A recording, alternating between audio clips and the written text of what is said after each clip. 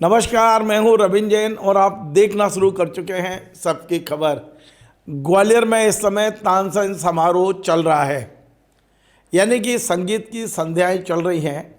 लेकिन इस समारोह की इस बार जो सबसे बड़ी खासियत है वो ये है कि पूरे समारोह स्थल पर संगीतकार तानसेन के तो फोटो छोटे छोटे मिलेंगे, लेकिन हमारे मौजूदा नेताओं के बड़े बड़े कटआउट और बड़े बड़े फोटो लगे हुए हैं।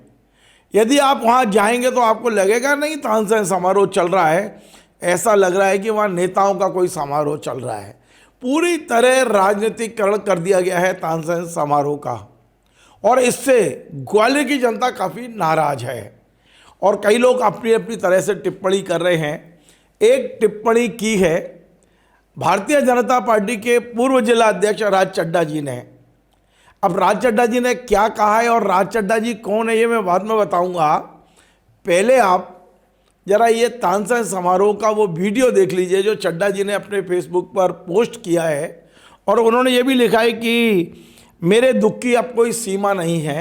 वीडियो देखिए आप।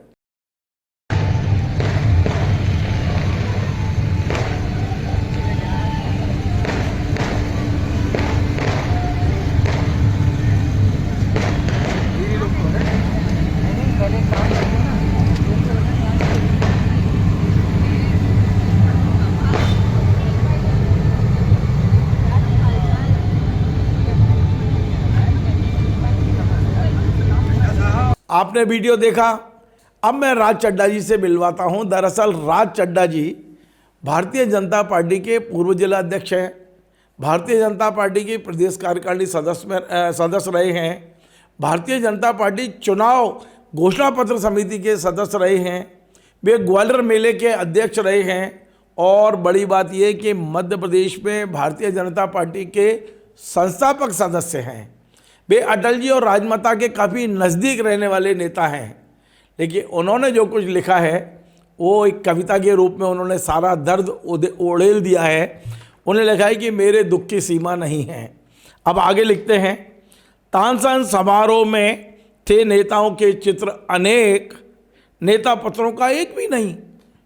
अफसरों इसका फल तुम अवश्य पाओगे, ट्रांसफ़र होने वाले हैं, पता नहीं कहाँ पटके जाओगे।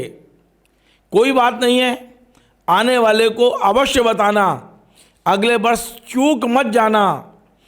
बचा कोई रिश्तेदार तो चित्र उसके भी लगाना। नेताओं चुना है हमने तुमको, हम ही ढोएंगे।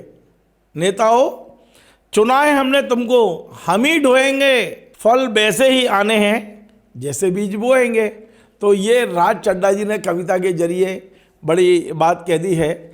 और मैं बता दूं, राज चड्ढा जी लेखक हैं, साहित्यकार हैं, समाज सेवी है, पर्यावरणविद हैं, और वे कोई भी बात किसी भी मौके पे कहने से चूकते नहीं हैं। उन्हें चिंता नहीं कि भारतीय जनता पार्टी उन्हें रखेगी या निकालेगी, निलंबन कर देते हैं, बहाल कर देते हैं, पर ना कभी उन्होंने माफ़ी मांगी है और ना उन्होंने कभी आवेदन दिया है कि मुझे आप वापस ले लो।